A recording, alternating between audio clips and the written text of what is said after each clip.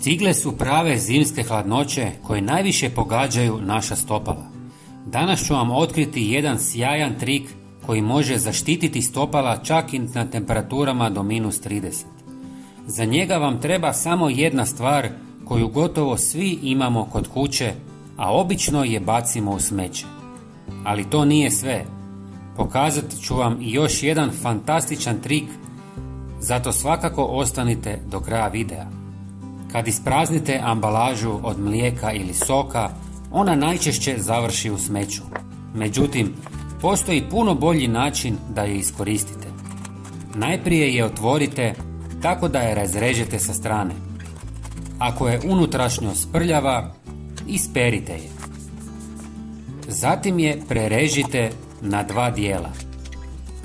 Uzmite svoju obuću i izvadite originalni uložak. Na njega precrtajte oblik na pripremljeni komad tetrapaka i izrežite ga po liniji. Prijatelji, napišite mi odakle ste. Ja sam iz Hrvatske i volim upoznavati ljude iz cijeloga svijeta. Hvala vam.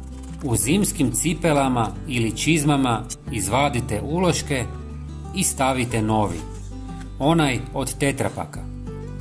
Okrenite aluminijsku stranu prema gore jer bolje reflektira toplinu natrag prema vašem stopalu i tako sprječava gubitak topline. Nakon toga samo vratite izvorne uloške preko toga. I gotovi ste. Postupak je vrlo jednostavan. Ovakvi ručno napravljeni ulošci izvrsno zadržavaju toplinu i sprječavaju prodor hladnoće kroz potplat. No, to nije jedina korist. Koliko puta ste kupili jeftine papuče s pretankim potplatom, pa ste već nakon nekoliko minuta na hladnom podu osjetili kako se hladnoća probija kroz stopala. Taj problem nestaje u trenu. Iste ove uloške možete staviti i u papuče i više nikad nećete imati osjećaj zaleđenih nogu. A najbolje od svega je što vas ovo rješenje ne košta baš ništa. Dragi gledatelji, nadam se da vam je ovaj savjet koristio.